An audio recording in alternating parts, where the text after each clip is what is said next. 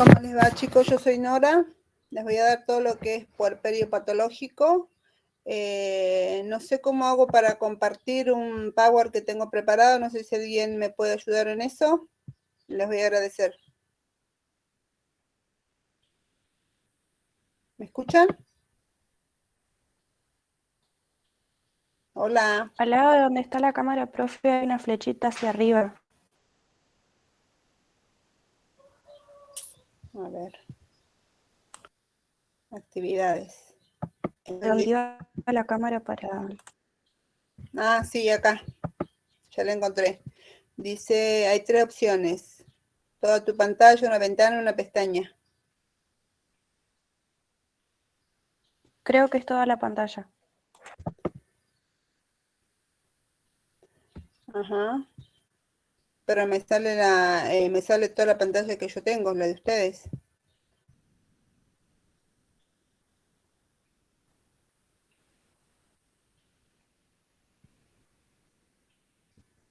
A ver cómo puedo hacer esto ahí. Entonces tiene que ser una ventana, profe. Tengo una ventana, a ver, ¿alguien tiene un mail? Se lo paso y lo van pasando. Se los envío.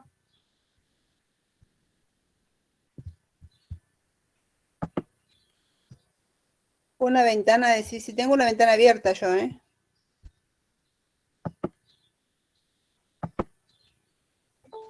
Claro, ponga otra vez compartir pantalla y cuando le aparezca la opción ventana, selecciona donde está el power y ahí seguro se va a ver. A ver.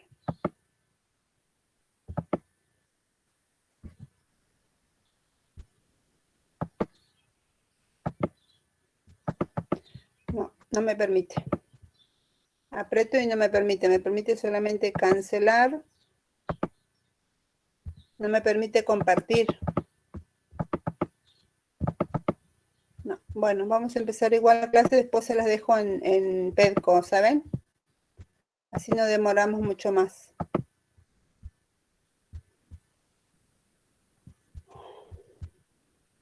La idea era que la vieran, pero bueno, no me dan la opción. No sé si alguien quiere, les puedo compartir por WhatsApp.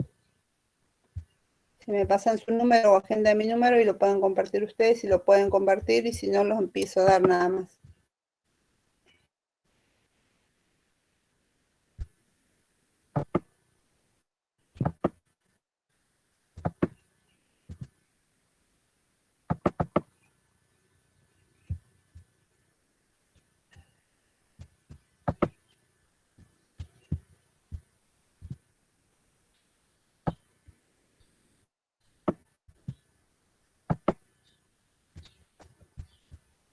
Bueno, ¿me escuchan bien ustedes? ¿No? Sí, profe. Bien, lo que le voy a hablar yo respecto a puerperio patológico. Ustedes ya vieron lo que es un puerperio normal, ¿no es cierto? El tiempo que dura cada puerperio y todo eso. Buen día, profe. Sí, lo vimos ayer. Lo vieron ayer, bien. En el puerperio patológico vamos a ver 3 grandes, generalmente se dan 3, es más frecuente que es una hemorragia posparto, una sepsis, puede ser una sepsis puerperal también. Después tenemos y otras infecciones como puede ser una mastitis, una infección urinaria, enfermedad tromboembolítica o una depresión puerperal. Esas son las menos frecuentes, digamos. La más frecuente que vamos a encontrar es una hemorragia posparto. Les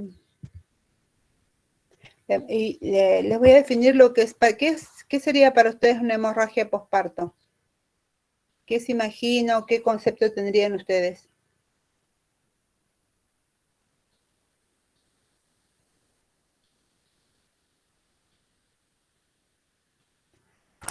Hola.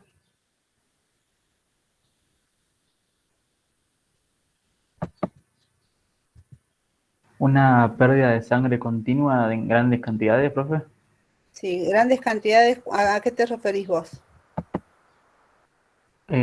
Cerca de por ejemplo, 400 mililitros de sangre, 500 por ahí. Cuando Lo tienen que normal, cambiarse ¿cuánto, las lo normal, ¿cuánto veces en sería una de hora, pérdida de? ¿Cómo? cuando tiene que cambiarse más de 2 veces el apósito en una hora, También, pero también puede ser eso. Pero más o menos hacía cálculo. ¿Cuánto sería lo normal o hasta cuánto se consideraría normal la pérdida? Y después consideramos hemorragia. Es normal hasta 100 centímetros cúbicos, lo esperable.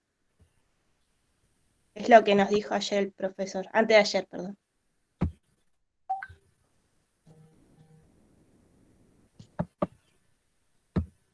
¿Qué más? ¿Quién más opina algo? A ver.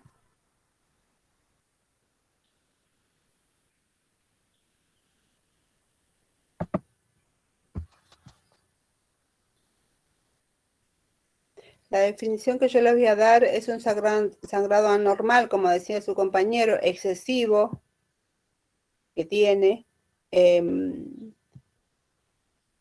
En general, no debe exceder los 500 mililitros en las 24 horas.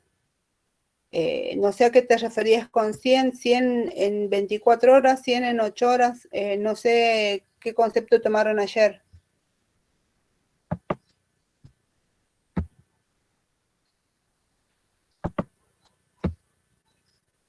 Dale si era la que habías opinado. ¿A qué te referías con 100 de qué? ¿En 24 horas, en 8 horas, en qué? Disculpe, profe, estaba escribiendo lo que estaba dictando. No se preocupen que yo el Power los dejo después en el PECO para que ustedes lo pueden bajar. No, ayer estábamos viendo los apósitos y bueno, nos mostraba 3 ejemplos. Sí.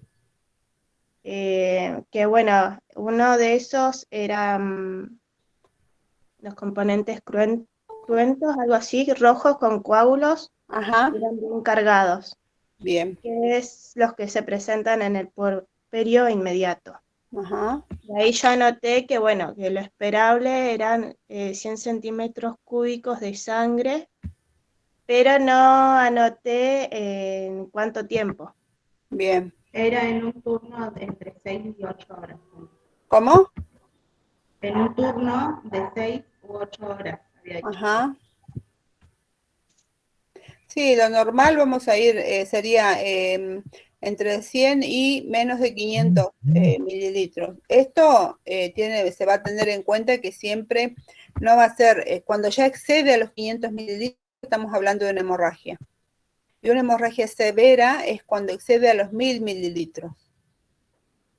Siempre en 24 horas. Siempre en 24 horas. Cualquier hemorragia que cause compromiso hemodinámico se considera hemorragia postparto, cualquier pérdida que comprometa el estado hemodinámico de la paciente. A su vez, esto va a ser durante el puerperio inmediato, que podría ser entre las 7 y las 24 horas. En el puerperio inmediato, a los 7, a los 24, de 7 a en el inmediato, acuérdense que es de los 7 a los 10 días, y el tardío va a ser hasta los 28 días, 28, 25, hasta los 45 días, disculpen. Pero generalmente la hemorragia tardía no supera los 30 días. ¿Entienden?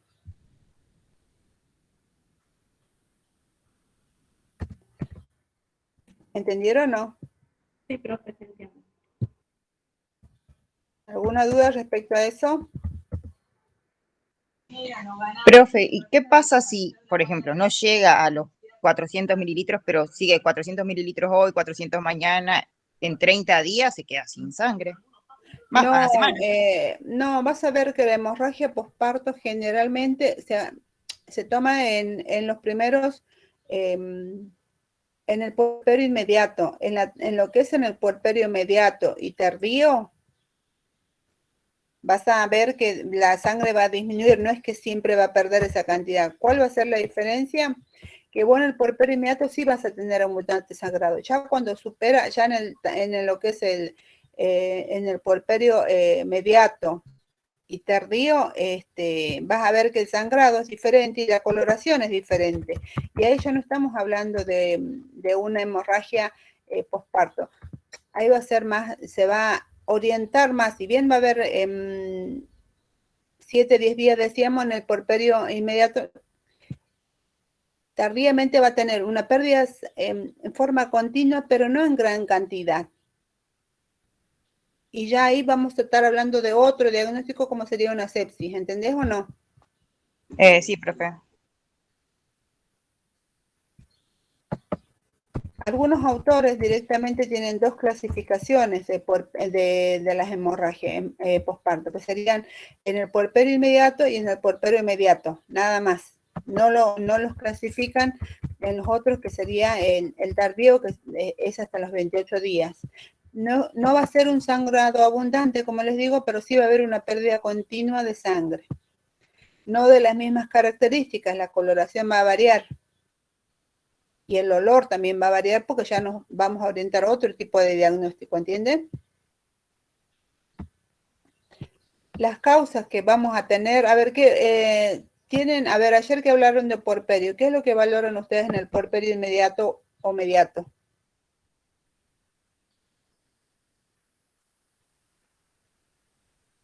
El útero. Sí. ¿Cómo lo valoran? ¿Qué es lo que hacen? Palpar que esté leñoso. ¿Qué más? Se tiene que ubicar en la zona umbilical. Bueno, ahí recuerden que en el puerperio inmediato va a ser, es como una pérdida, como decía Franco, es un útero leñoso que ustedes cuando lo vayan a palpar va a ser como una pera invertida, que puede estar supraumbilical, umbilical o infraumbilical en el puerperio inmediato. Pero ¿qué pasa? ¿Cuál es la diferencia? Vamos a tener por ahí mamás que tienen, pacientes que van a tener, si son grandes multíparas, el útero tarda en descender. Eso también lo vieron ayer, ¿no es cierto?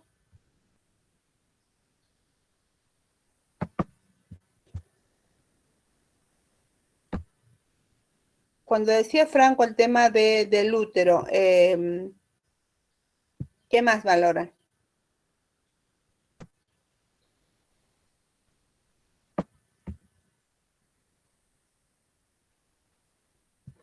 Los Los signos signos vitales. vitales. Ajá. ¿Qué más? Las mamas. Exactamente. Siempre recuerden que el examen del examen de la paciente, la valoración del paciente va a ser cefalocaudal. Ustedes van a empezar por las mamas, la altura uterina, los loquios y edemas. ¿Entienden? Siempre el examen físico va a ser así, cefalocaudal.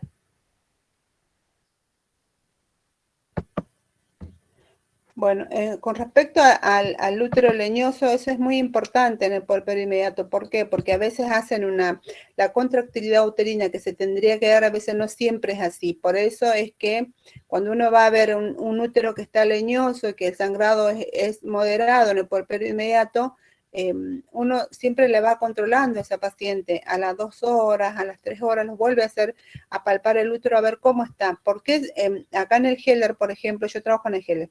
Acá en el Heller, las pacientes están las 2 primeras horas en lo que es sala de partos, o sea, parto y preparto. ¿Por qué? Porque durante esas 2 horas tienen una evaluación más continua respecto a la contractilidad uterina. ¿Por qué? Porque esa contractilidad no puede, o sea, deja de ser contráctil el útero y se produce un sangrado profuso o abundante. Y esa es una de las causas por la cual hay una hemorragia posparto. Por eso es importante, incluso a algunas pacientes, pasadas esas 2 horas, también dejan de tener una contractilidad uterina, por lo cual empiezan con una hemorragia. Por eso es importante valorar el tema de la contractilidad uterina. ¿Se entiende?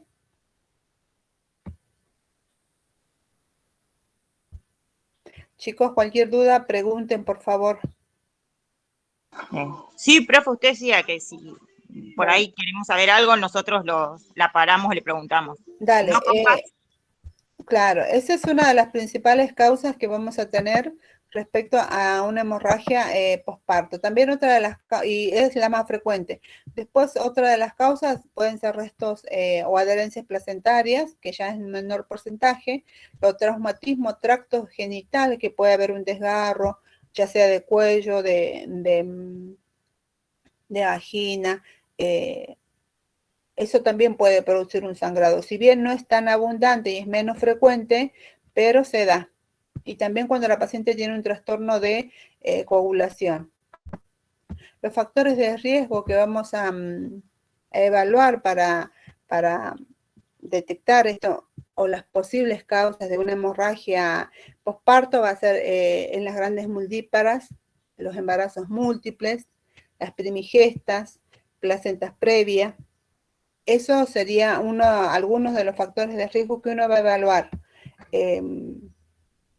Aunque siempre dice la teoría, ¿no? Que de 3 casos que haya habido, 2 son sin factores de riesgo. O sea que no siempre vamos a encontrar un factor de riesgo por el cual se va a producir la hemorragia. Por eso es importante la valoración que uno hace de la usuaria, ¿no? ¿Cómo nos vamos a dar cuenta nosotros de una hemorragia? ¿Qué vamos a estar atentos? ¿A cuál signo y síntomas? En el posparto inmediato vamos a ver un útero blando, que no está retraído, la paciente va a tener hipotensión, taquicardia. Y en este caso vamos a estar hablando que el útero no tiene un tono como debería tenerlo, por lo cual va a tener una atonía uterina. Este es el 70% de las causas que producen las hemorragias posparto. Después, como les decía a ustedes, las causas traumáticas que pueden ser los desgarros de cuello uterino, de vagina, de perineo. Siempre vamos a tener que tener en cuenta que cuando nosotros vamos a palpar el útero y no se palpa el fondo uterino a nivel de la zona abdominal, y la paciente tiene un dolor leve o intenso, vamos a tener que observar siempre la vulva de la paciente, porque puede ser que esté haciendo una inversión uterina. Ustedes van a ver la salida del útero por la vagina. Es como una bolsa que uno se pone en la mano y la da vuelta. Es una cosa así, se va a dar en lo que es en la parte de la vagina y ustedes la van a estar viendo. Eso produce dolor en la paciente. Después, cuando hay un sangrado vaginal, ¿no es cierto? Y hay un dolor muy fuerte, que uno cuando va a palpar, la paciente tiene muchísimo dolor, y el abdomen está doloroso, distendido, la paciente está taquicárdica. Ahí, y de repente deja de doler, pero sigue sangrando en forma continua, estamos hablando de una rotura uterina. Eso también tienen que tenerlo en cuenta. Por eso es importante en las pacientes la evaluación del puerperio. Después, otro tipo de sangrado que podemos llegar a tener son por las heridas quirúrgicas.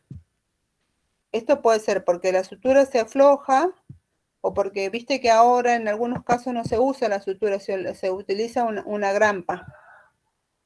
Entonces, cuando eso se abre, ¿me están escuchando o no?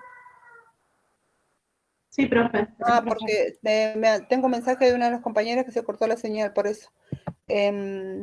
Les decía yo que por la herida quirúrgica en las poscesáreas, por ejemplo, si se suelta un punto o si a veces no están suturadas, tienen las grampas que les ponen ahora, también se suelta, puede producir un sangrado. esto también tenemos que tener en cuenta, si la herida quirúrgica está cubierta con ese apósito y sangra y no tiene abundante sangrado, solamente apenas manchó el apósito, uno no lo destapa porque a veces vienen con Raver. Raver es para ¿vieron algunas cesáreas en el puerperio? No.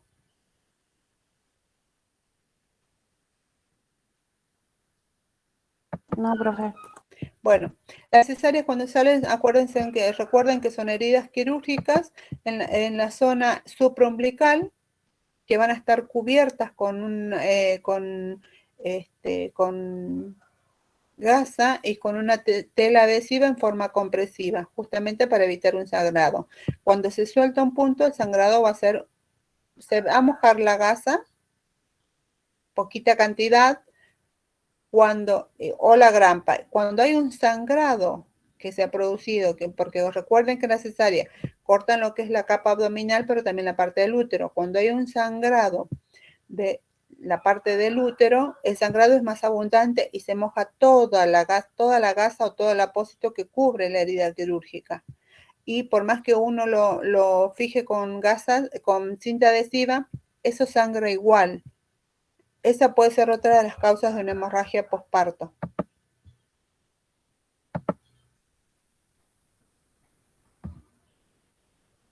Otra de las causas es cuando el útero no está contraído y hubo una retención en el puerperio inmediato, hubo una retención placentaria. Eso también puede ser una causa de una hemorragia.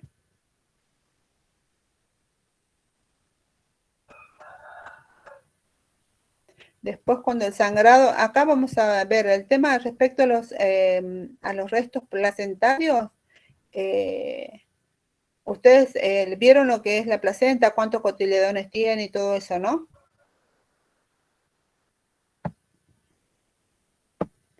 ¿Vieron esa parte, chicos? ¿No?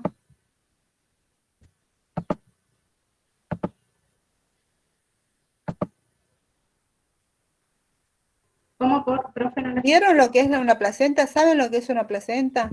¿La vieron en algún momento? Ahora durante el puerperio o el embarazo les explicaron cómo es la placenta, qué es lo que contiene y todo eso.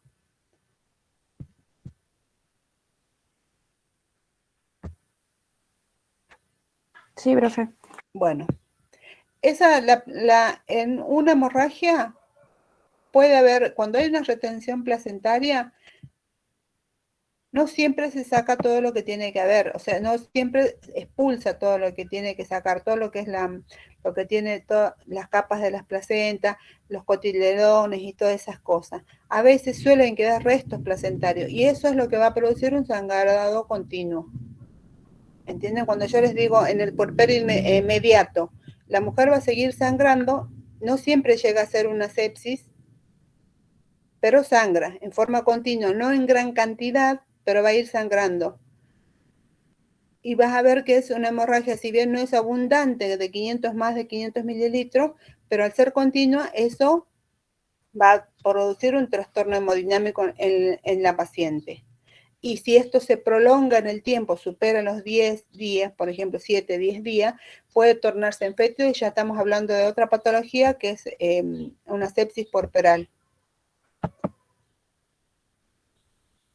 Nosotros siempre cuando en el posparto, cuando se habla de una retención placentaria, uno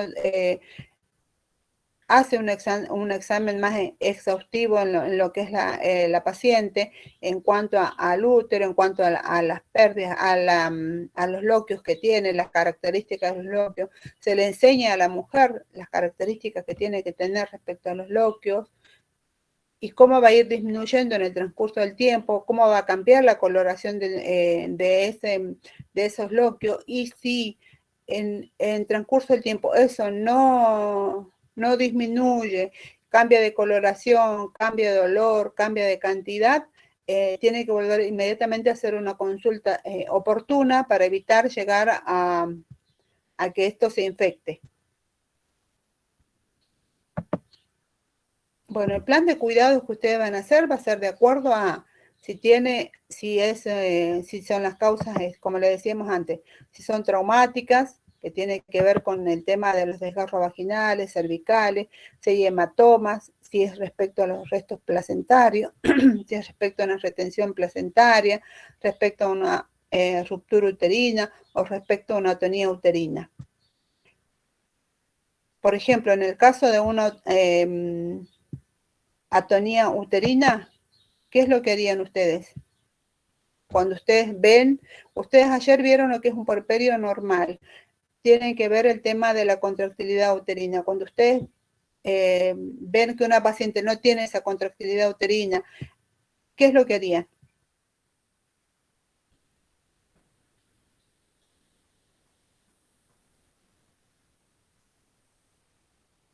¿Podría ser estimularla a través de masajes, profe? Sí.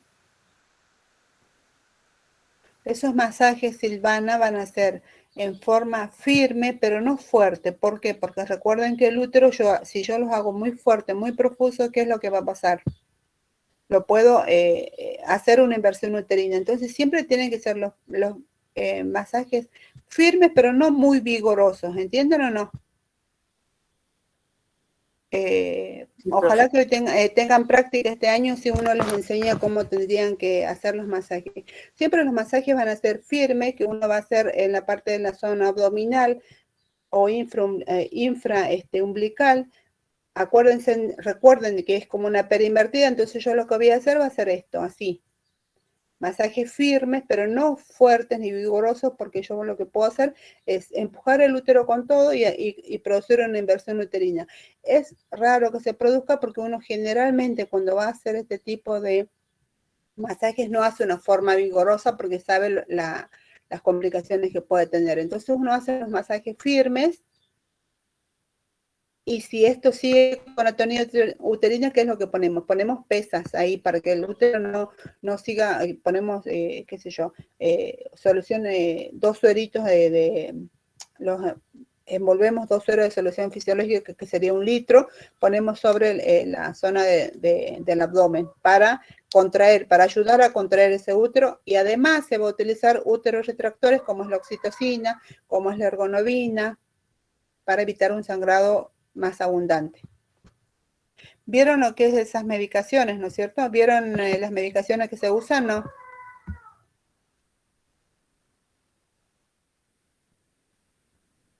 Sí, esas dos, oxitocina y ergonovina. Bien. Eso en cuanto, siempre el plan de cuidado, chicos, respecto a los desgarros vaginales, por ahí los cervicales no lo vamos a ver, pero sí lo tenemos que tener en cuenta también, pero los desgarros vaginales van a tener una sutura, entonces uno cuando va a hacerle el examen físico y la paciente tiene episiotomía, no solamente vamos a hacer a mirar los lóquios.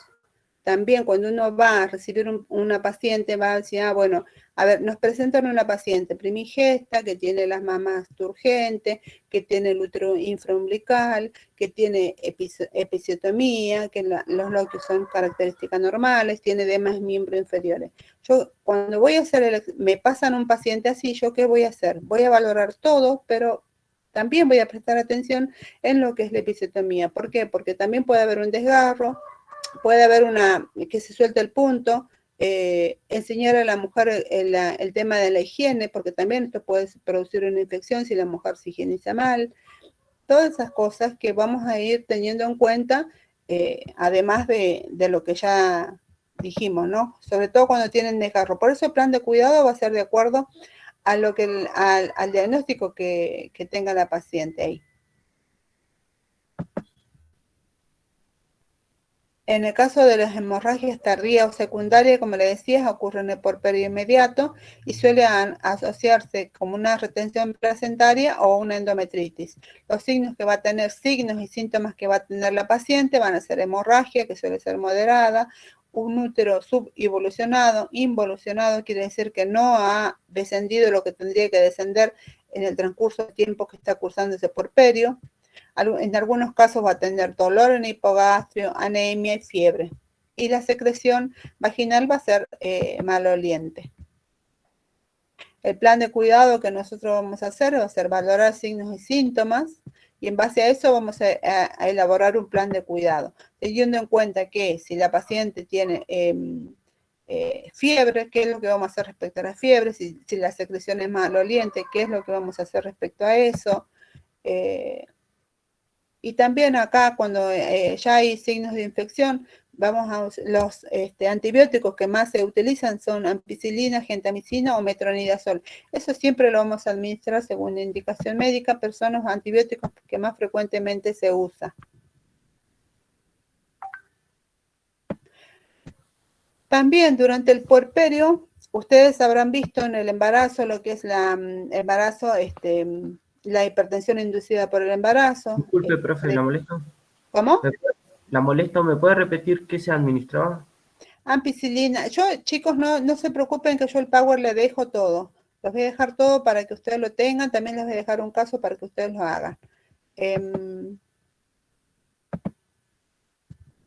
Administramos ampicilina, gentamicina y clindamicina. Siempre eso va a ser según la indicación médica, pero esos son los antibióticos de uso frecuente. Son lo que más se usan. ¿Ustedes, se entendió, Franco, o no? Sí, profe, gracias. La ampicilina, recuerden que se administra cada 6 horas. Siempre se diluye en 10 mililitros, se puede administrar por push. La gentamicina siempre indican 240 miligramos, eso va a ir diluido en 200, 250 de fisiológico y se pasa por goteo. Recuerden ustedes que todo aminoglucósido, amica, genta, siempre va diluido y va por goteo. No va nunca por push. Ustedes cuando tienen, yo sé que pasaron el tema de la pandemia, pero bueno, y no tuvieron práctica, no sé si tuvieron práctica en primer año, segundo, administración de medicamentos, ¿tuvieron práctica? No, profe. Bueno, eso es importante. Ustedes donde vayan a trabajar, porque ustedes están cursando el tercer año, pregunten cómo se administra. ¿Tienen duda antes de administrar o hacer una iatrogenia? Chicos, tienen que preguntar, porque es la única forma de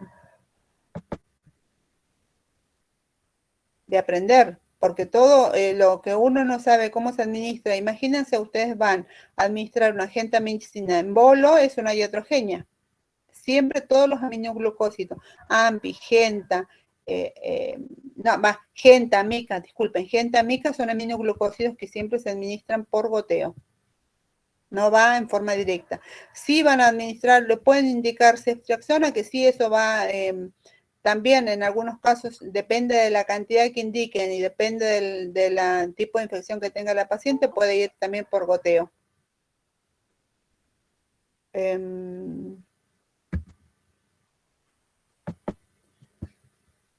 Bueno, estábamos hablando ahí, continúo con respecto al tema de, ¿ustedes vieron lo que es la hipertensión inducida por el embarazo? Lo que es eclampsia, preeclampsia, síndrome de HELP, ¿todo se lo vieron? Sí, bueno, en el puerperio también vamos a tener acá, si ven, no sé si llamarlo, algunos autores lo ven como puerperio patológico, otros no, pero para que ustedes lo tengan en cuenta, en este tipo de puerperio, vamos a tener que tener una vigilancia estricta de lo que es la tensión arterial. ¿Por qué? Porque hay mucha inestabilidad en estas primeras 8 horas. Recuerden que la paciente va a tener sulfato de magnesio, ¿entienden? Van a tener oxitocina. El sulfato de magnesio siempre va por goteo, va por bomba, no va así en forma va en forma... Nosotros la oxitocina la podemos administrar con un macrogotero, pero el sulfato de magnesio sí o sí va por bomba, no puede ir por un macrogotero. Entonces nosotros ahí vamos a tener que valorar las primeras horas, va a tener que haber un control estricto de lo que es control de glucemia. Control de glucemia no, disculpen. Control de TA. En forma estricta, control de TA, de saturación, Esto va a ser muy variable en algunas pacientes, otras no. Todo lo que tiene que ver con la parte de lo neurosensorial, si tiene hiperreflexia, si tiene epigastralgia, vamos a tener que hacer un control estricto de lo que es ingreso, egreso de la paciente, porque en algunos casos puede ser anuria, oligoanuria. Vamos a evaluar todo ese tipo de cosas por todos los efectos que puede producir. También, si nosotros administramos sulfato de magnesio en exceso, también tenemos contraindicado. Vamos a tener muchos efectos colaterales, entonces siempre por eso se pasa. El sulfato de magnesio solamente se va a administrar las primeras 24 horas del puerperio.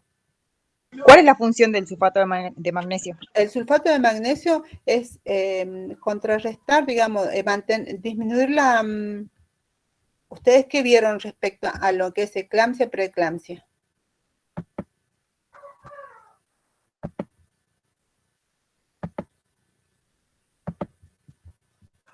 ¿Qué vieron respecto a eso?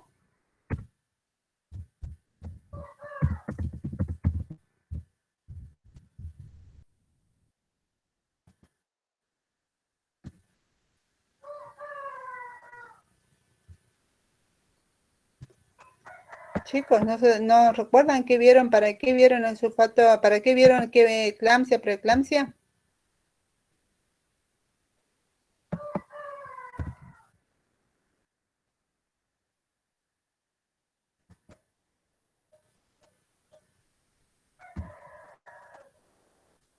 ¿Qué pasa con las mujeres que tienen hipertensión durante el embarazo? Y también en algunos casos en el puerperio una hipertensión como ¿a qué le lleva?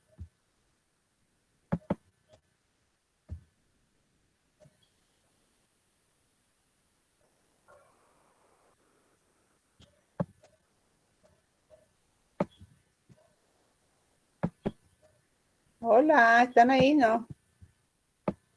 Sí, profe, pero no me acuerdo. Bueno, lo que va a hacer el sulfato de magnesio va a ser un vasodilatador periférico. Recuerden que lo que va a hacer, la paciente va a estar hipertensa, disminuye, hace una vasodilatación, lo que va a bajar, va a ayudar a que esa tensión disminuya, pero no va a ser una disminución de la TA, va a ser en forma progresiva, no es que la va a bajar rápidamente. ¿De forma gradual sería? En forma gradual. Acuérdense que si la paciente está hipertensa, en algunos casos puede producir convulsiones, hiperreflexia. Tienen todo un trastorno que produce durante la hipertensión en lo que es en la embarazada, que nosotros por eso cuando vamos a administrar sulfato de magnesio, en el puerperio, que se administra en las primeras 24 horas, como le dije, si la tensión arterial aún persiste elevada después de las 24 horas de haber administrado sulfato de magnesio, se le da medicación, yo se la considero como que la paciente era hipertensa antes del embarazo. Y se le medica con otro tipo de medicamentos para la hipertensión. ¿Entienden? Lo que no está no sé si les llegué a explicar bien o si tienen alguna duda al respecto. Pregunten, chicos.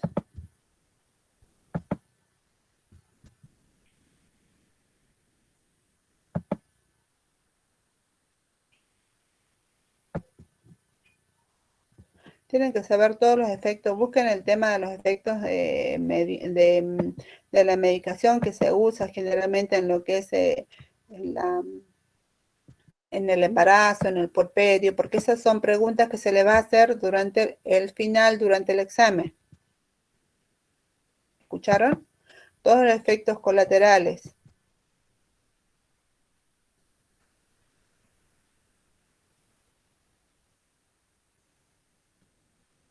Anotado, profe. Sí, porque esa va a ser pregunta de examen, chicas. Eso es muy importante, chicos, digo, disculpen los varones. Eso es muy importante por el tema de que se ven en la actualidad, hemos tenido muchas, antes era poco frecuente, ahora yo no sé si tiene que influir, si influye todo lo que es respecto a la situación socioeconómica, a la alimentación, al estrés, que las mujeres suelen presentar más frecuentemente hipertensión durante el embarazo. Entonces, hemos visto, también tiene que ver en las pacientes que no siempre son añosas o grandes, como veíamos antes, ahora son adolescentes que presentan hipertensión. Y a veces han llegado a ser un síndrome de Gel. Entonces, siempre ¿cuándo consideran ustedes que hay una paciente que está hipertensa? ¿Cuál es el valor que ustedes tienen?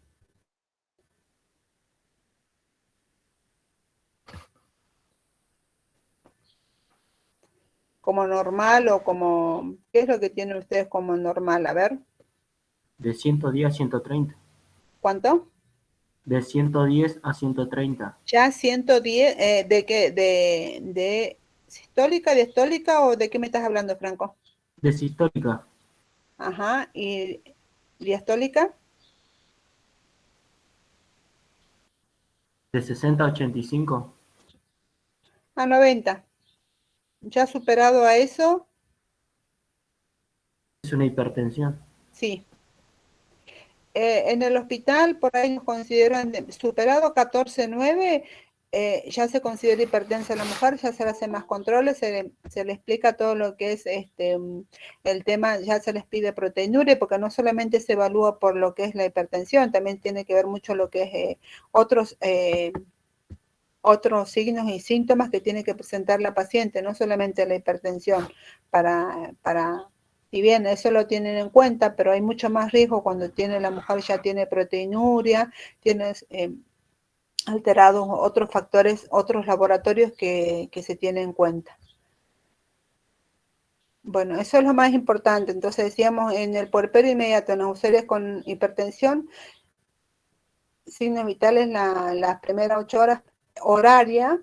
Después de las 8 horas, si tiene estabilidad, la vamos a ir controlando cada 4 horas. Y si no, seguramente va a pasar a un lugar, porque recuerden que ustedes van a estar en una sala común, seguramente si persiste la hipertensión o si presenta otros síntomas como, qué sé yo, cefalea, oligoanuria, anuria, todo eso ya pasaría a un sector de mayor complejidad para estar más monitorizada.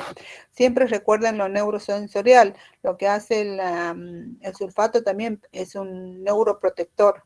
¿Por qué? Porque me va a evitar que la paciente tenga convulsiones. Profe, nosotros nos dijeron en la clase, eso me acuerdo, Sí. que la proteinuria ya no es necesario, o sea que no es como que hay pacientes con hipertensión pero sin proteinuria. Mira, en la práctica nosotros lo que vemos, todas las pacientes hipertensas tienen proteinuria. Eso es lo que se ve en la práctica. Y siempre se le pide una orina de 24 horas justamente para eso. ¿Agrava el cuadro? Y sí, va a agravar el cuadro. Pero la mayoría, casi todas las pacientes tienen proteinuria cuando son hipertensas. Quizás haya, qué sé yo, otros autores que opinan en forma diferente, pero te digo lo que nosotros vemos en la práctica. Bueno, vamos a pasar a lo que es sepsis puerperal. Esta va a ser la definición es presencia de signos de relacionado a un proceso inflamatorio. Va a tener que ver con una hipotensión, con una fiebre, ¿entienden? Hipotensión, uno puede ingresar a la paciente hipotensa. Uno le repone líquidos y aún así va a persistir la hipotensión. Va a estar desaturando. Por eso es importante controlar todo lo que es la perfusión, porque va a haber una hipoperfusión tisular. Las causas, ¿cuáles van a ser las causas de una sepsis puerperal? Una corioamnionitis, una endometritis, una miometritis, una infección en el sitio quirúrgico. Esta infección en sitio quirúrgico se refiere en el caso de los pacientes de cesárea. En las pacientes de poscesárea, ¿qué es lo que hace? Cuando va a estar con esa cubierta, como yo les decía, las 24 horas. Después ya no se cubre más como se cubría antes, ya no se cura más. Lo que sí se refuerza el tema de la higiene de la mujer todos los días, y en el caso de que sea la paciente obesa, lo que se le hace es poner una gasa estéril en el sitio de la cirugía, pero ya no se pone con cinta, ya no se pone como era antes. Sí se refuerza y se controla todos los días, pero aparte de controlar y de ver cómo va ese proceso de cicatrización, ¿qué es lo que hacemos nosotros? Palpamos por sobre de la herida, no sobre de la herida, sino por sobre. No sé si me entienden, no en el sitio de la herida quirúrgica, sino sobre de la herida. Yo voy a palpar si tiene dureza, si tiene enrojecimiento. Si tiene enrojecimiento, ¿qué es lo que voy a hacer? Voy a ir marcando con una lapicera, y al día siguiente o a la tarde, que generalmente uno lo controla esto cada 8 horas, y voy a ir viendo si ese enrojecimiento va creciendo o no. En muchos casos sí crece y en otros no. En otros se mantiene y empieza a disminuir con el transcurso de los días. Recuerden que las pacientes van a tener una internación de 72 horas en el caso de las poscesáreas. Entonces, en los hospitales estoy hablando, en las clínicas por ahí es más rápido, se van a las 24 horas o 36, ya están en la casa. Pero en los hospitales uno los tiene 3 días. Entonces, en esos 3 días uno va a ver que por sobre la herida quirúrgica y en lo que marcó con una lapicera, ese enrojecimiento va creciendo. Eso puede ser un signo de infección. A eso se refiere con infección en sitio quirúrgico.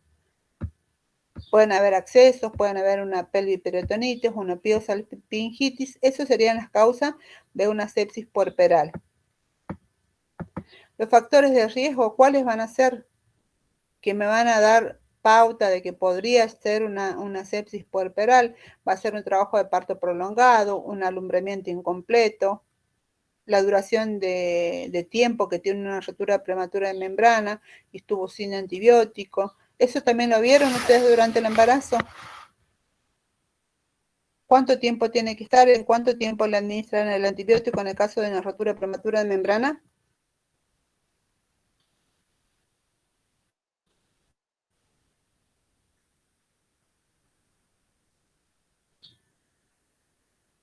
Hola. No, profe, creo que no. Bueno, la rotura prematura de membrana se medica con ampicilina y gentamicina. Generalmente le ponen ampicilina si son las primeras 8 horas. Si ya superó, la mujer va a consulta por una pérdida de líquido y se le hace la prueba si es líquido amniótico o no, por laboratorio. Y ahí, si es que es una pérdida, inmediatamente la medican con ampicilina, justamente para evitar después una sepsis puerperal. O en el caso del neonato, que nazca con una sepsis neonatal. Por eso es medicada con ampicilina la paciente dentro de las 24 horas. Si son las primeras 8 horas, mejor todavía. Bueno, números de exámenes vaginales, que generalmente ahora con el tema del parto respetado han disminuido mucho. Si, cómo fue la vía de nacimiento, si fue por forceps, cesárea. El forceps ya se está usando cada vez menos, porque antes se usaba más y se sacaban se hacían los partos con forceps antes que la cesárea. Ahora se prioriza más la cesárea que los forceps. Si bien los riesgos, tanto la cesárea como el forceps ambos tienen bastante riesgo, pero en estos momentos se está priorizando realizar una cesárea más que utilizar los forceps. ¿Saben lo que es utilizar los forceps? ¿No utilizaron? ¿Vieron algunos videos, algo de partos por forceps? No. Que cuando lo agarran como con una pinza a la cabeza al bebé y lo estiran. Exactamente eso. Eso ya no se está utilizando casi nada. Ya estos últimos años van directamente a cesárea las pacientes. Muy bien, Laura. Eso, forceps. Después también otros factores de riesgo pueden ser la obesidad, la anemia, los partos pretérminos, desgarros, líquido amniótico meconial, que la paciente ya haya tenido una vaginosis bacteriana, los partos domiciliarios también, y el nivel socioeconómico que tiene mucho que ver también.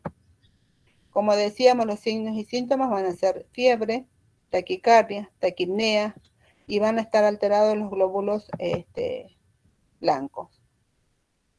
En la sepsis grave, hubo una campaña que se llamaba Sobreviviendo a la sepsis, y se trataba de iniciar un tratamiento rápidamente entre las primeras y las 6 horas, porque se disminuía la mortalidad de un 30%, de un 37% a un 30%, de mortalidad materna me refiero, ¿no? Y acá también vamos a tener los antibióticos que se van a usar, lo mismo que ya les mencioné. Siempre se utiliza ceftriaxona, más clinda o más ampicilina. Acá ya siempre se van a utilizar 3 tipos de, 3 o 2 antibióticos. Siempre les digo yo más o menos los que se usan. Igual estos siempre son según la indicación médica, porque cada médico tiene su criterio. Pero por lo menos para que lo tengan en cuenta, qué medicamentos, qué antibióticos se puede llegar a administrar. Y esto va a pasar por, la mujer que va a presentar la sepsis va a pasar por 3 estados, 3 fases. Una fase va a estar con taquicardia, taquipnea, fiebre, hipotensión, hipoperfusión, palidez, y va a entrar en acidosis metabólica. En la segunda fase va a ser lo mismo, nada más que un poco más agravado, lo que es la hipoperfusión tisular y la acidosis metabólica. Y en la tercera fase directamente va a haber una depresión ya cardíaca, va a disminuir la contractilidad y el gasto cardíaco, y la TA se va a ir muy por debajo de lo normal, y va a haber una falla orgánica. En la sepsis puerperal o sepsis nosotros estamos viendo sepsis puerperal, pero en la sepsis generalmente suele pasar en todos los pacientes lo mismo, con la diferencia que en la mujer se va a agravar, porque recuerden que ha tenido todo un gasto, el doble de que utilizaría una persona normal, porque tuvo un puerperio y tiene todos los órganos con otro tipo de función que no lo tenemos normalmente. Nosotros vamos a ver acá que la TA se va a bajar, va a estar, la sistólica va a bajar muchísimo, va a ser mayor a 50 o menor a 50, la frecuencia cardíaca va a estar baja, una escala de Glasgow que va a estar en 6 o menos de 6. Esos van a ser algunos parámetros que nosotros vamos a valorar.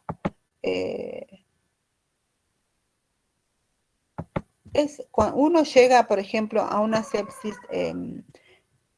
tardía o en este estado, cuando la paciente no hizo una consulta oportuna, y nosotros como enfermeros, ¿qué es lo que hacemos? La preparación prealta. En la prealta uno da todas las pautas de alarma, como yo le decía, el tema de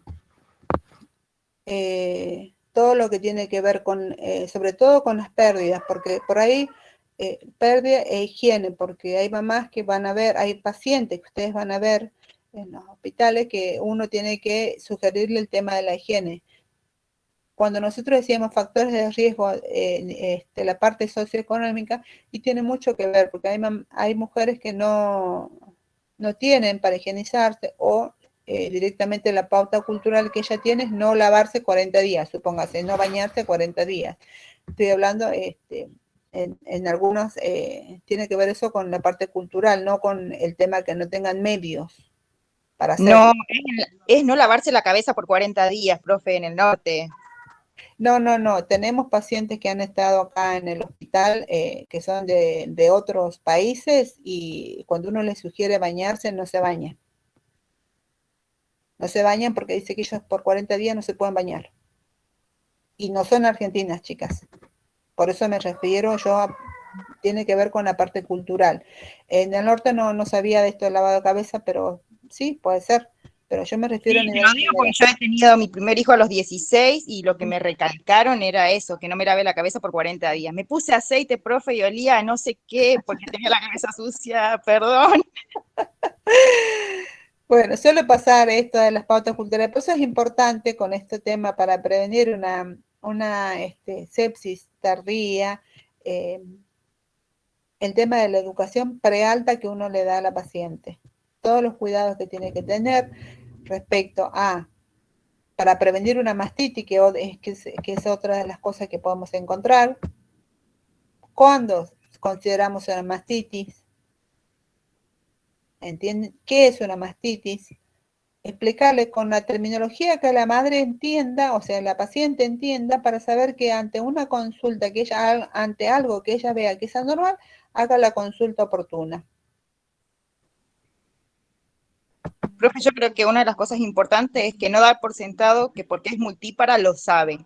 Ah, sí, totalmente de acuerdo, totalmente de acuerdo. Todas las pacientes deben recibir la misma educación prealta, todas. Así sea una paciente que ustedes los vieron hace el año pasado y este año tuvo, tienen que volverle a hacer toda la explicación. Ah, no, sí, yo ya sé, no importa, yo se lo tengo que decir igual. ¿Por qué? Porque no todos los embarazos y los partos son iguales. Entonces, quizás tiene 4 o 5 chicos, nunca hizo una mastitis, pero con este puede llegar a hacerlo. Entonces, yo le tengo que dar toda la educación prealta que va a tener para que haga una consulta oportuna. Respecto a eso, respecto a los loquios, y respecto a una endometritis, en el caso de las poscesáreas, ¿qué es lo que tienen que tener en cuenta con las heridas? Porque ellas a veces se van a la casa y se ponen cualquier cosa sobre las heridas. En las heridas no se pone nada más que higiene, jabón blanco y nada más. O sea, se bañan con jabón blanco y eso es lo único que tienen que tener. Ahora, como yo les decía a ustedes, si es una persona que es obesa, se lleva unos paquetes de gasas, se mantiene limpia, seca esa zona y nada más. Siempre para prevenir todo esto, uno que va a decir, bueno, a ver, si tiene las mamas muy enrojecidas, tumefactas, que usted ve que su hijo succiona, pero no logra vaciar las mamas y empieza a ponerse rojo en algunas áreas de las mamas, tiene que venir y consultar en forma inmediata. Si la herida quirúrgica está bien, pero de repente se puso roja, le duele mucho, tiene duro alrededor de la herida quirúrgica, tiene que venir y consultar. Si ve que los O loquios, si drena, profe, la herida, o si porque a veces drena no también, duele y empieza a drenar. O sea que no duele, pero exactamente. drena. Sí, exactamente, esa es otra.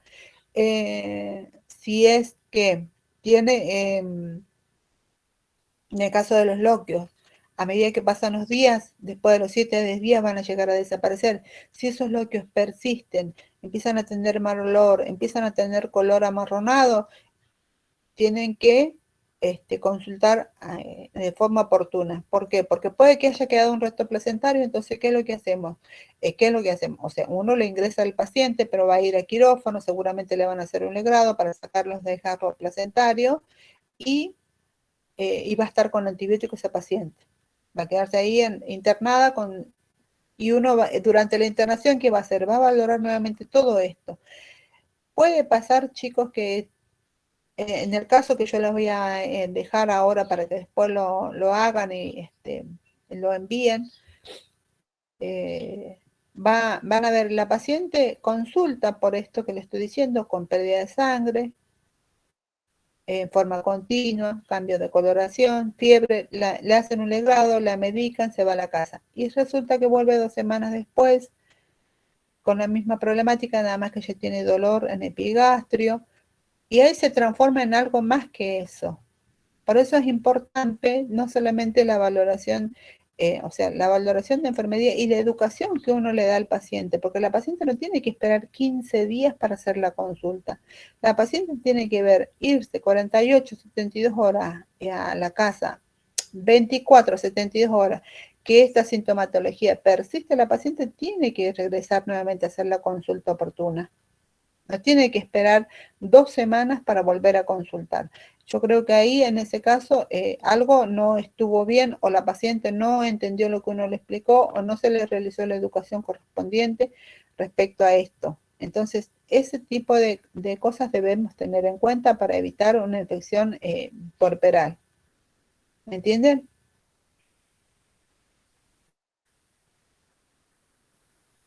¿Entendieron o no? Sí, profe. Bien. ¿Alguna duda?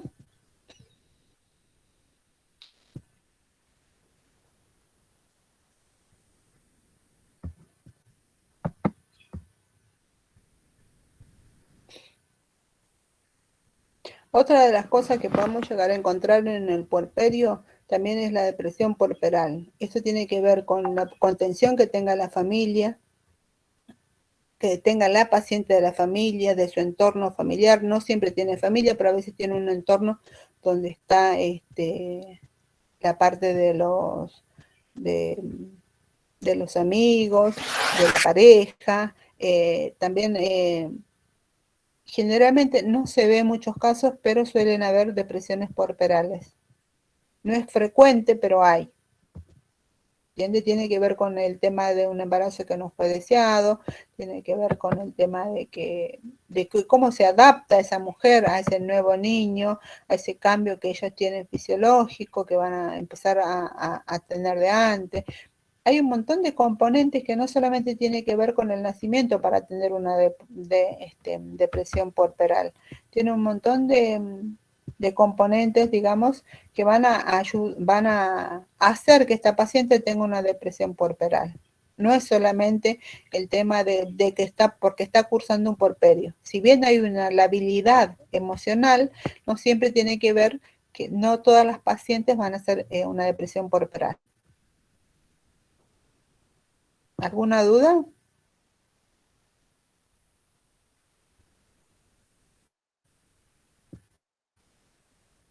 Yo, profe, con respecto a por lo que dijo, los antibióticos son de amplio espectro, o sea que no es una amoxicilina nomás, es vancomicina, clindamicina, es más por lo intrahospitalario.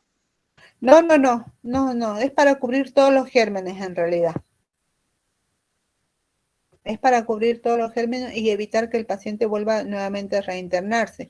Fíjense que cuando empieza una paciente, si vos empezás con un sangrado, suponete sos vos, mamá, te vas de alta, resulta que te quedaron restos placentarios, regresás, se hace un legrado, te administramos Genta, AMPI, que es los antibióticos de primera elección, te vas a tu casa y regresas, seguramente no te van a colocar los mismos antibióticos, porque ya estuviste con esos antibióticos, entonces te van a modificar, te van a poner, generalmente ponen Banco o AMPI, o Ceftriaxona y Banco, dependiendo del criterio médico, pero son medicamentos que en realidad cambian para cubrir todos los gérmenes que puedan encontrarse durante este periodo.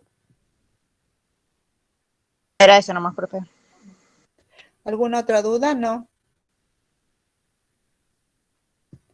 Pregunten, chicos, porque yo voy a estar en el examen de ustedes y necesito que tengan claros los conceptos. Yo todo lo que tiene que ver con el Power y el caso se los voy a dejar en PEDCO para que ustedes lo bajen, lo estudien. No es nada más que eso, no es que para que ustedes lo tengan en cuenta. Cuando les digo plan de cuidado respecto a lo que presenta la paciente, fíjense en qué plan de cuidado pueden hacer al respecto cuando hay una tonillotorina, fíjense ante un desgarro, todo eso tiene que ver. No sé si fui clara, si tienen dudas, me preguntan al respecto.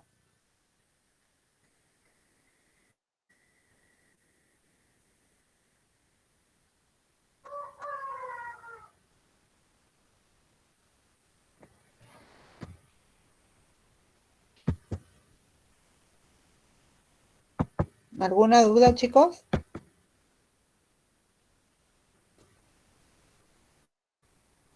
Por mi parte, no, profe. Bien. Siempre nosotros lo que hacemos, ahora lo que se está haciendo mucho y lo que siempre hablamos respecto también a cuando uno hace un puerperio, ustedes seguramente ya lo vieron, la planificación del alta en el puerperio, incluido todo lo que le dijimos, todas las pautas de alarma, también se le habla sobre planificación familiar. Es más, a las pacientes que están, se les prioriza el tema de ya la paciente antes de irse a su casa, está yendo con lo que opta por utilizar para hacer su planificación familiar, que puede ser los anticonceptivos orales que se los puede llevar. En el caso de las pacientes jóvenes, o sea, menor a 25 años, se les coloca el chip, que ya se van con el chip. O puede ser una ligadura de trompa, o antes había opción de decir, bueno, no, a ver, con un hijo no te ligábamos las trompas, ahora si la mujer se quiere ligar con un hijo, se hace la ligadura de trompa antes de que esa paciente se vaya de alta. Eso es otra cosa que también se cambió con el tiempo, que antes no, antes se le decía a la mujer, bueno, usted vaya, en los 45 días vuelve, hace todo el prequirúrgico, y capaz que la paciente, entre eso que iba, en los 45 días volvía, que todo el prequirúrgico, todo el tiempo que te lleva, la lista quirúrgica que tiene que esperar, y todo eso ya se queda embarazada nuevamente. Ahora se prioriza todo lo que es ese tema de la planificación familiar también. Así que todos los que quieran hacerse ligadura de trompa, chicas, consulten. No solamente a las chicas, a los varones también se les ofrece bastante el tema de las vasectomías, que antes no se hacía. Ahora hay urólogos que hacen en el hospital, que puede ser, tenemos 2 urólogos, uno que directamente lo hace en el consultorio, porque es una anestesia local, es rápida y no tiene muchos efectos colaterales, y hay urólogos que internan al paciente y lo hacen en quirófano. En los 2 casos está bien porque es de menor riesgo la cirugía para los hombres que para la mujer. Eso también lo vieron en planificación familiar seguramente, ¿no es cierto? Sí, profe, una consulta por una paciente que vi estando yo internada. ¿Por qué, por esto que drenaba, que yo le digo, por qué a ella le drenaba la herida, pero no le dolía, no tenía fiebre, pero se le salía una pus horrible? Mira, en algunos casos depende del tipo de cirugía que haya usado. Si eso sale mucho pus, seguramente le han puesto antibióticos, seguramente ha estado con ampigenta o ampiclinda, seguramente, no sé si ha estado o no antibiótico, pero tiene que ver con el proceso intraoperatorio eso. No, de hecho yo le dije que consulte, porque ella le decía, no, si estoy bien, no, si estoy bien, y yo digo, no, eso no es normal, ese era un color raro, o sea que, aparte, pero, y ahí recién cuando le dije que diga, porque ella venía y le preguntaban, ¿está todo bien? Sí, está todo bien. Y cuando yo la veo, como estoy ahí con ella en la misma habitación, veo que su herida no, o sea que no estaba mal, solo que se le había abierto un punto y por ahí drenaba. Pero ella no tenía fiebre, o sea, de hecho estaba bárbara, solo que su herida estaba drenando pus. Ah, mira, sí, puede ser ese. Generalmente, bueno, nosotros, no sé si en todos los hospitales, pero les digo, como nosotros trabajamos en el Heller, siempre se hace un examen físico a la mujer cefalocaudal en todos los turnos. Por ahí hay algunas mujeres que han tenido antes en el periodo y dicen, ah, sí, pero a mí antes no me revisaban. Bueno, pero acá sí te vamos a revisar, acá sí vamos a hacerte el examen físico. Lo que sí se les sugiere que cuando son enfermeros, siempre vaya un enfermero y una enfermera, porque con este caso con este tema de las leyes que que tenemos los derechos de las mujeres, podemos optar a elegir hombre o mujer. Igual siempre uno les dice a las pacientes que el enfermero va como un profesional, no va como hombre, como va el médico, porque no solamente tenemos ginecólogas, tenemos ginecólogos también. Entonces, siempre uno trata de ser explicar a la paciente qué es lo que le van a hacer. Si el si el enfermero tiene que ir solo, siempre deja la puerta abierta, la revisa a la paciente, más allá de la privacidad de la paciente, primero está también la protección de él mismo, ¿no? Del enfermero, porque a veces hay algunas pacientes que no ha pasado, son pocos los casos, o sea, digamos casos aislados, quizás sí, pero el enfermero vino, esto. Yo creo que los enfermeros siempre son profesionales. No creo que vaya nadie a hacer algo que no le corresponda. Pero ahí las pacientes a veces malinterpretan las cosas. Entonces siempre cuando uno va a examinar, el hecho de que sea enfermero no significa que no va a hacer una valoración como la tiene que realizar. La tiene que hacer porque para eso está y es profesional. En eso no lo tiene que dudar. Ahora, cuando yo voy, siempre hablamos de lo que son los derechos de los pacientes, pero nosotros también, chicos, tenemos derechos y tenemos que cuidarnos. Porque si nosotros no nos cuidamos, ¿quién cuida al que cuida? Es mi pregunta, porque siempre decimos los derechos del paciente, los derechos del paciente. Está bien, ¿quién cuida al que cuida? Y nos tenemos que cuidar entre todos nosotros. Eso yo creo que es fundamental. Y eso se tiene que ver desde que ustedes van estudiando. Ustedes empiezan a estudiar, tienen que empezar a cuidarse entre ustedes y tener otro tipo de visión, de decir, no solamente está el paciente, también estoy yo, están mis derechos. Obviamente que no va a estar por sobre los derechos del paciente, pero están ahí. ¿Entienden? Porque muchas veces nosotros tenemos una población que tenemos acá, le hablo del Hospital Heber, que es lo que yo conozco. Las características de la población son diferentes a las características psicosociales de los pacientes que van al Castro Rendón, por ejemplo. Y son otras las situaciones. El trabajo tiene que ser igual, tanto en el Castro como va en todos los hospitales. Pero nosotros siempre tenemos que tener otro tipo de precauciones porque son otra característica de población que tenemos. No es porque seamos todos malos, yo también vivo acá en la zona oeste, pero tenemos otra característica de pacientes, chicos. Y eso también lo tenemos que tener en cuenta. Cuando uno va a trabajar, siempre cuando uno hace la valoración, ve la valoración psicosocial de los pacientes. Eso es importante y es para que lo tengan en cuenta. Bueno, en el examen lo vamos a ver, yo les voy a dejar todo en el PEDCO. No sé si tienen alguna duda respecto a porperio patológico. Anoten mi mail, el que quiera mandarme alguna consulta, alguna pregunta, todo lo que es embarazo, parto, lo que ustedes necesiten, chicos, de esta materia, no tengo problema en ayudarlos en lo que sea, para que ustedes puedan, este es el primer cuatrimestre, después va a venir lo que es niños también, no hay problema, en lo que estén, en lo que necesiten, yo voy a estar para ayudarlos, así aprueban y se reciben. No sé si este es su última materia o tienen varias materias para cursar.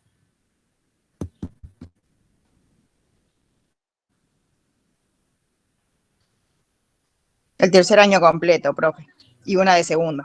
Ah, bueno, pero no queda nada, ya estamos a ya vamos a llegar a mitad del primer cuatrimestre, así que tranqui, Laura, seguramente podés. Intenta, Bueno, profe, intenta. sí, seguro se puede. Todo se puede, chicos, con esfuerzo, todo se puede. Lleva tiempo, mucho esfuerzo y sí, lleva esfuerzo, pero bueno, se llega. Aparte necesitamos enfermeros y que estudien y se reciben, por favor. Y vienen a trabajar a los hospitales. No enfermeros porque es una carrera corta. ¿Cómo? Como que necesitamos enfermeros con vocación, no porque es una carrera corta, digo. Y es complicado esa parte. Es complicado porque, bueno, no siempre se debería estar unida a las cosas, pero no siempre se puede. Pero Profe, sí. antes de que termine la clase, feliz día. Ay, feliz día. Gracias, chicos. Feliz día a ustedes también porque van a ser enfermeros dentro de poco. Gracias, ojalá que sí. Gracias, profe. No, seguro. Para lo que necesiten estoy les voy a dejar todo en PEDCO, lo que es la clase, lo que es el caso. Léanlo, fíjense, van a hacer preguntas de examen, lo que es todo lo que es la hemorragia, posparto, lo que es sepsis. También lo que es la preparación de prealta en la mujer, qué cosas a tener en cuenta. El examen físico, cómo tiene que ser durante el porperio, qué valoramos en lo que es una paciente con eclampsia, preeclampsia. Son temas muy importantes y son temas frecuentes que se ven, entonces lo que más se va a preguntar en los exámenes. ¿Está? Bueno, chicos, esto era todo. No sé si tienen, no sé si tienen alguna duda o algo. Mira, mi mail ahí les escribo yo mi mail.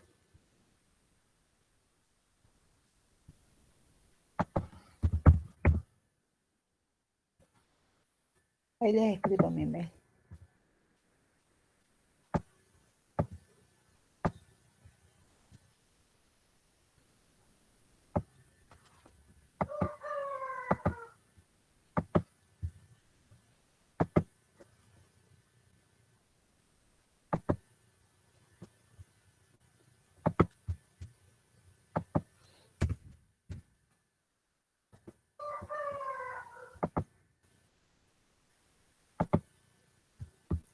Ese es mi mail, chicos. Los que tengan dudas, yo igual ahora les mando todo, les dejo todo en el PEDCO y bueno, los que tengan dudas, pregunten.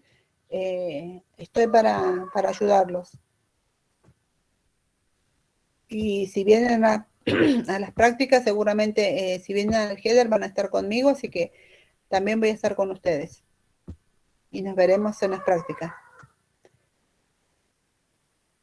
Bueno, profe, muchas gracias. ¿Listo? Gracias, profe. Gracias, nos vemos. Gracias, profe. Dale, Gracias, profe. Nos vemos. chao. Chao, chao.